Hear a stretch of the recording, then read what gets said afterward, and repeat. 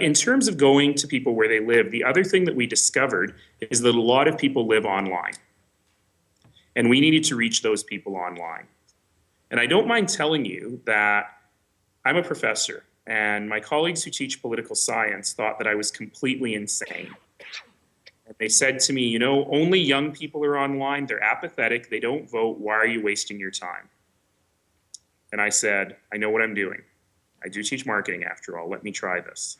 And they were very, very wrong. And they were wrong for two reasons. Number one, less relevant to you guys, is that in fact, not only young people live online. Calgary has 1.2 million people. It has 600,000 active Facebook users, which is to say everyone's on Facebook. The average age of Calgarians is 34.3 years old. The average age of my Facebook fan page is over 35. So it's actually a very nice representation of the overall demographic. But what's more important than that is that there is no such thing as the apathetic youth vote. I have never in my life met a young person who doesn't care about the future, doesn't care about the kind of community they live in, who doesn't care about what they're trying to do in their education, right? The problem is that we've got a disconnect between things people care about, their hopes and fears and dreams and challenges for their own futures, and the institutions, especially government, that are supposed to be helping them. It's a form of disempowerment, really, that people don't see that connection. And we're working hard on trying to repair that connection and really getting people involved in that way. So the use of our tools was nothing new. Every other candidate had a Twitter account, every other candidate had a Facebook page, every other candidate had a YouTube channel. What was different was the way in which we used it. Instead of using these tools as a form of press releases, I said, I want to campaign the way I want to govern. I want to really engage in authentic two-way dialogue with the people who I want to vote for me. So really, it wasn't any great science. It was just me. I am the way I am. And we would ask lots of questions. We would say to people, you know, what do you think about this? When we released those better ideas and we put them online, we let people comment on them and we never deleted a comment, whether they agreed or disagreed with us. Our only rule was don't be racist and don't be really mean to one another. And probably over the course of the whole campaign, we had to moderate 3 comments. But if people disagreed with us, that was fine. We'd put it up and we'd let the community talk about it and see if they could come up with a better policy together. And people really, really respond. Which brings me to Justin Bieber. I know you've been waiting. The Biebs and I have a lot in common. Outstanding hair, great good looks, teenage girls love us, neither of us can sing well, and we're the only ones with the password to the Twitter account. So when you see me on Twitter, it's really me. There's no filter, which sometimes drives my communications guy crazy. But it's just me. But what Biebs and I don't share in common, though, is our Twitter follower list. Because yes, there are a lot of people who are following him online, way more than are following me. But the folks who are following me online are not the same people by and large. There are a couple. And every time I make that joke about him, I get a few Bieber followers getting mad at me. But mostly it's different people. These are people who are following politics online. And you know who those people are? They're you guys. They're what I call the hyper-engaged voter. They're the people whose friends ask them, hey, who should I vote for? And what we realized is that over the course of the summer, when very few other people were paying attention to politics, the hyper-engaged people were seriously paying attention to politics. And we grabbed them and we got them early, and they became evangelists for the cause.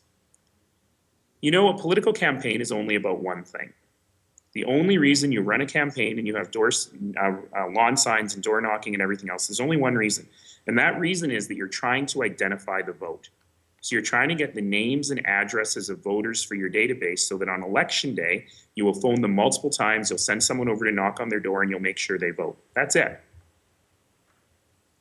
And conventional wisdom says that every identified voter you have in your database is worth 2 or 3 actual votes. They'll convince their spouse to vote, maybe they'll convince a kid to vote, and so on. We discovered was those hyper-engaged voters that we were dealing with, some young, some old, those were probably worth to us 200, 300, 400 votes. Because these people were not shy. Once they made up their mind, they would tell everyone they knew, they would color their Facebook avatar purple, they would get out there in real life and start spreading the word. You couldn't get through Thanksgiving dinner with them until they convinced you who to vote for. And it was amazing to get these folks working as evangelists early on. And that was really our major strategy and our focus. And it really did pay enormous dividends from a political aspect. I'm going on way too long, and I'm sure Taylor and all of you have some questions, but I want to share with you one story. During one of those 34 debates that I went to, it was organized by grade 9 students at the Calgary Science. And being students at the Calgary Science School, they webcast it to every grade 9 classroom in Calgary. So about 1,500 people watched this debate. And I was the only one of the leading candidates who bothered to show up.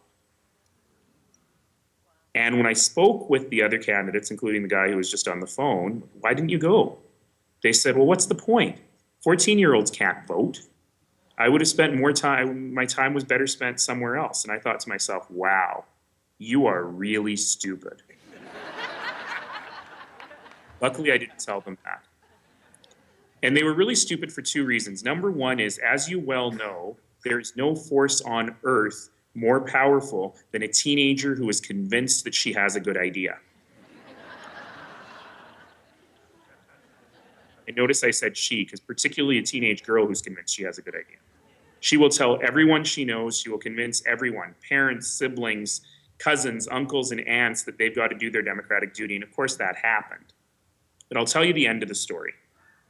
And the end of the story is I happened to be at the University of Calgary making a lecture on the day that the advance polls opened. So I kept walking by the advance polls. It was a bit embarrassing because the candidate really shouldn't be hanging around the polls, but they were right in the middle of the food court. But as I was walking by, I saw all these kids, these children, and they were holding protest signs. And I thought to myself, what's going on here? And I realized that these were the grade 9 students from the Calgary Science School. They had been so inspired at that debate. Oh, are you still there? Yeah. Oh, just lost video for a second there. They had been so inspired by that debate that they had convinced their teacher to give them the day off school.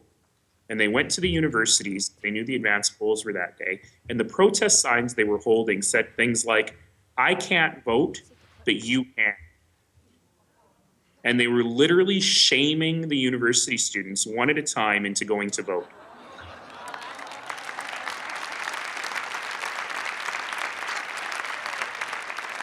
And when I say literally shaming, I'm literally shaming. They were grabbing them by the elbow. And if the student said, well, I don't know enough about the issues, they'd say, well, here are the issues. Here are where the candidates stand. Now go vote. It was remarkable.